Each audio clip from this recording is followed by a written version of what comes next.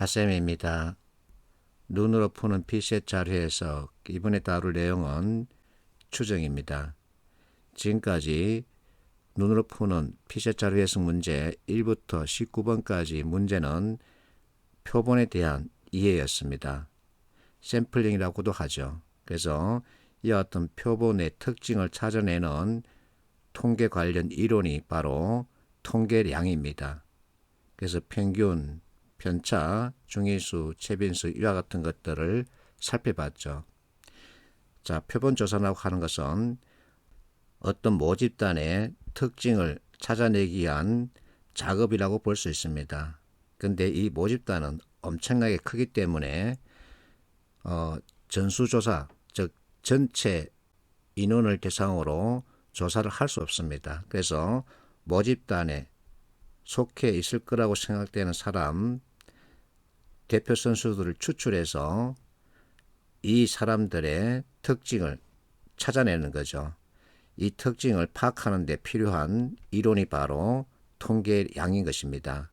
이 표본 조사를 통해서 찾아낸 어떤 특징, 예를 들어서 평균이 5라고 한다면 이 모집단의 평균도 5일까 하고 거꾸로 찾아가는 것을 추정이라고 합니다. 자, 추출과 추정 이 두 개 용어의 뜻을 여러분들이 익혀주면 되겠죠. 추정은 사실 어렵습니다. 수리통계에서 추정 분야 다룰 때 재밌기도 하지만 상당히 어려운데 통계의 꽃은 추정이라고도 할 수 있죠. 자, 추정은 어렵기 때문에 그렇게 복잡한 문제 출제되지 않습니다. 추정 관련 개념만 제대로 이해하고 있으면 충분히 풀 수 있는 문제들이 출제되고 있지요. 자, NCS 문제라면 이 정도 난이도 문제 출제되고 있습니다. 자, 2016년 3분기 전 세계 스마트폰 판매량을 추산해 보라 그러죠. 2016년 3분기 스마트폰 판매량은 몇 대일까? 기사에서 판단, 근거를 찾아야 되겠죠. 2016년 3분기 판매량 1위 차지했답니다. 삼성전자 이 기간 동안에 7173만 대 판매했다. 시장 점유율은 20%다. 이것이죠. 그러면 이 공식을 여러분들이 활용할 수 있어야 합니다. A값은 0.2죠. 자, Y는 모릅니다. 삼성전자 7173이죠. 그럼 결국 자리 바꾸면 되니까 반 나누면 되겠죠. 답은 4번이죠. 이 정도로 출제됩니다. 자, 이 문제는 코리에일이 서류진영 통과자에게 공개한 예시 문제입니다. 자료 1, 제목을 읽고 그리고 무엇이 있는지 보는 겁니다. 자, 자료 2, 제목에 추정이란 표현이 들어가 있죠. 그리고 90%에서 플러스 마이너스 1% 수준이 있다. 이게 바로 전기분포 관련 또 추정 관련 이론을 바탕으로 내용을 구성했다는 것을 보여주고 있습니다. 자, 환경이 건강 수명에 영향을 미친다고 하고 있죠. 그래서 보통일 때는 어떻게 계산하고 양호일 때는 어떻게 계산하고 불량일 때는 어떻게 계산한다. 이와 같은 계산 방식을 제시하고 있죠. 자, 1번 보겠습니다. 2013년, 2014년 건강수명 비교하라 그러죠. 2013년, 2014년. 자, 2014년은 양호입니다. 그래서 여기에 플러스 1%를 해주고 2014년은 불량이죠. 그래서 여기에 마이너스 1%를 해주는 겁니다. 이거 정말 이 값에 플러스 마이너스 1% 암산하는 수준의 문제입니다. 여기서 1%를 더하고 여기서 1%를 빼면 그 값은 이걸 보라는 거죠. 그래서 문제 난이도는 최하급입니다. 암산하는 능력을 길러주는 문제 그 수준에 머물러 있습니다. 그래서 답은 2번이죠. 풀이 안 하겠습니다. 이번에는 피셋 문제입니다. 앞에서 다뤘던 NCS 문제와 피시의 문제의 차이를 여러분들이 실제 느껴보길 바랍니다. 자, 이와 같은 설문조사를 통해서 부정행위를 한 사람들의 비율을 추정해보고 싶다는 거죠. 자, 추정이란 표현 동그라미 치고 봐야 합니다. 자, 설문조사 두 개가 있는데 이 문장 이해를 잘 해야 합니다. 첫 번째, 주사위 4 이하 그러면 6분의 4죠. 두 번째, 주사위 5 이상 그러면 6분의 2죠. 자, 부정행위를 한 적이 있는가? 그렇다. 이것은 yes를 뜻하죠. 부정행위를 한 적이 없는가? 그렇다. 이것은 no를 뜻하죠. 그래서 설문조사 내용과 이 정보를 결합해서 이와 같은 확률 분포표를 만들 수 있어야 합니다. 이게 피시의 문제 수준이죠. 자, 4 이하, 5 이상, 그렇다, 확률값, 아니다, 확률값. 자, 이와 같은 확률 분포표를 통해서 여러분들이 이제 이 보기를 판단해야 합니다. 기억, 부정행위를 한 비율을 P라고 한다. 그래서 이 P 깎아지고 이와 같은 확률 분포표를 만들 수 있는 거죠. 그렇다라고 답한 사람 비율, 자, 계산했더니 3분의 1P 플러스 3분의 1이죠. 그래서 틀렸습니다. 니은, 조사 대상자 중 실제 부정행위를 한 사람 비율 20% 이것을 판단하라는 거죠. 자, 그렇다 응답자 합계는 이것이죠.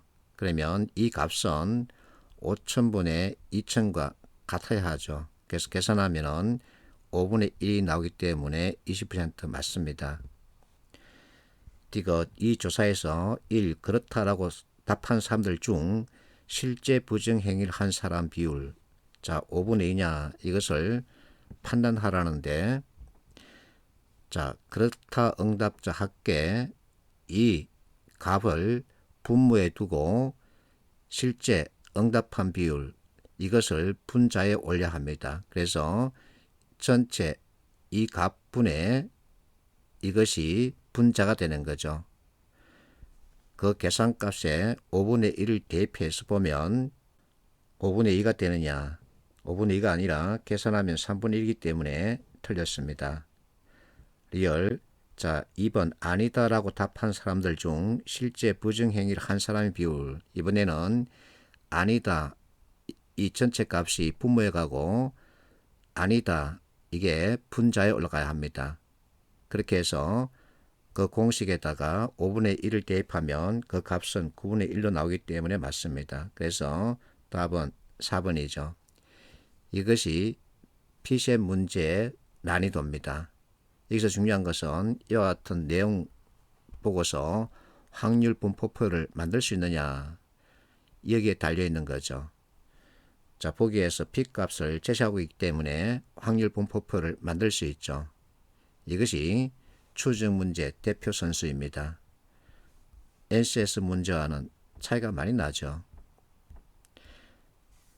자, 지금까지 1부터 20번 걸쳐서 피시의 문제 중에서 통계 이론과 연결해서 설명할 수 있는 것들을 쭉 살펴봤습니다. 여러분들이 자료 해석 문제에서 만나는 지문 90% 이상이 통계표죠.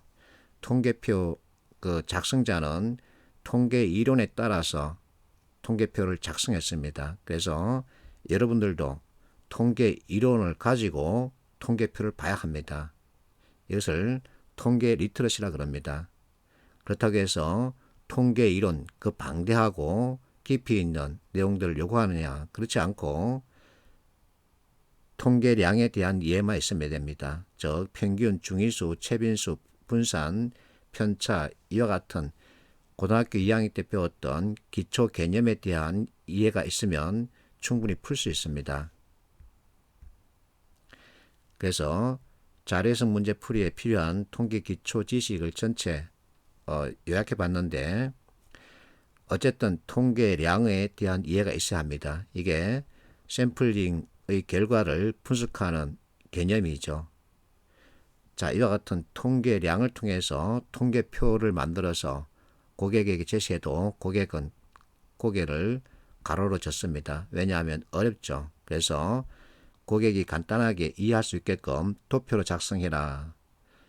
이와 같은 영역을 요구하죠. 그래서 자료 해석 문제 가운데 통계량 또는 정보를 주고서 도표로 작성하는 이와 같은 문제들이 가끔가다 나오죠. 자, 추정 관련 문제 방금 살펴봤습니다. 추정 문제는 이론 자체가 어렵습니다. 그래서 깊이 있는 내용을 출제할 수는 없습니다. 그래서 앞에서 봤듯이 NCS 문제는 그야말로 암산으로 충분히 풀 수 있는 문제이고 PCM 문제는 확률 분포표를 만들 수 있느냐 거기에 따라서 이제 점수가 나오겠죠. 자, 어쨌든 이론이 있습니다. 이론이 있기 때문에 문제를 출제할 수 있는 거죠. 또 1번부터 20번까지 살펴봤듯이 이론 가지고 내용을 봐야 합니다. 그래야만 전체 무엇을 요구하고 있는지 정확하게 파악할 수 있는 거죠. 그래서 자꾸만 내가 개념에 대한 이해를 여러분에게 요구하는 겁니다. 이론에서 비롯된 개념 정도만 제대로 잡고 있으면 충분히 문제를 다 풀 수 있습니다. 그래서 개념 이해를 먼저 해달라는 거죠. 그리고 나서 산업 현장의 상황들을 보면서 문제 풀이를 시도하면 속도를 낼 수 있습니다. 속도를 내면 그만큼 많이 풀 수 있고 또 개념에 따른 판단이기 때문에 정확도를 높일 수 있죠. 이렇게 해서 최소 비용 최대 효과라는 관점에서 공부를 하고 그렇게 해서 면접으로 가자는 거죠. 화이팅 하십시오.